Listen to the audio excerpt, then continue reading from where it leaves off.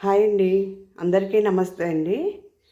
ఈరోజు నేను మునగాకుతో పచ్చడి ఎలా చేయాలో చూపిస్తానండి. ఓకేనండి. మునగాకుని మనం నైట్ టైం ఇలాగా ఒక పాత్రలో వేసేసుకున్న తర్వాత అవేమీ లేదండి, ఇలా షేక్ చేస్తే చాలండి. ఆకు సెపరేట్గా వచ్చేస్తాయి, కాళ్ళు సెపరేట్గా వచ్చేస్తాయి. మనం ఇలాగా ఆ కాడలు ఏవైతే ఉన్నాయో వాటిని ఇలా మనం తీసేసుకుంటే సరిపోతుంది. ఇంకా చిన్న చిన్నగా ఉన్నవన్నీ కూడా తీసేసుకోవచ్చు. సో ఈ మునగాకు పచ్చడి వల్ల చాలా యూజెస్ ఉన్నాయండి, హెల్త్ బెనిఫిట్స్ ఉన్నాయండి. యాక్చువల్లీ చెప్పాలంటే కషాయంగా తీసుకుంటే మంచిదని చెప్పాను కదండి. సో అప్పుడప్పుడు నేను పచ్చడి చేస్తానండి. దీనివల్ల చాలా హెల్త్ బెనిఫిట్స్ ఉన్నాయండి. సో దీనికి కావాల్సిన పదార్థాలు చూపిస్తానండి. దీన్ని ఇప్పుడు వాటర్లో క్లీన్ చేసుకుని పక్కన పెట్టుకుందాం. మునగాకు పచ్చడిలోకి కావలసిన ఇంగ్రీడియంట్స్ ఏవైతే ఉన్నాయో అవన్నీనండి. ఇది జీర, మినగపప్పు, వెల్లుల్లి పచ్చి వేస్తానండి. ఎండుమిర్చి ప్లేస్లో మనం పచ్చిమిర్చి కూడా వేసుకోవచ్చు. ధనియాలు, చింతపండు అండి. మునగాకు పచ్చడికి ఇలా పోపు పెట్టానండి. ఇప్పుడు నేను ఇందులో మునగాకు యాడ్ చేస్తాను. క్లీన్ చేసి పెట్టుకున్న మునగాకు యాడ్ చేస్తాను.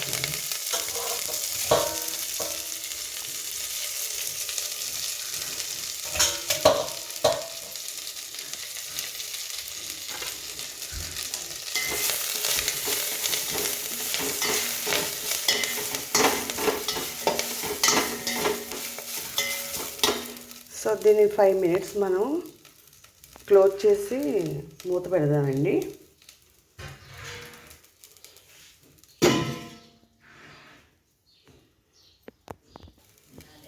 చూసారా, కొంచెం ఫ్రై అయిందండి, కలర్ చేంజ్ అయింది కదా. ఇప్పుడు మనం ఇది చల్లారిన తర్వాత మిక్సీ పెట్టుకుందాం. సో ఇందులో నేను పచ్చి వెల్లుల్లి యాడ్ చేస్తున్నానండి. నేను కళ్ళుప్పు ఎక్కువగా యూజ్ చేస్తాను, సరిపడా ఉప్పు కూడా వేస్తున్నానండి ఇందులో. ఓకే, చింతపండు కూడా యాడ్ చేస్తున్నానండి.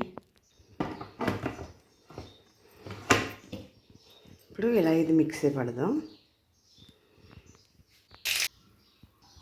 సో మిక్సీ పెట్టేసానండి మునగాకు పచ్చడిని. దీన్ని ఇప్పుడు నేను ఒక బౌల్లో తీసుకుంటున్నాను. అంటే నేను బాగా స్మూత్గా చేయనండి, కొంచెం బరకగా ఉంటుంది.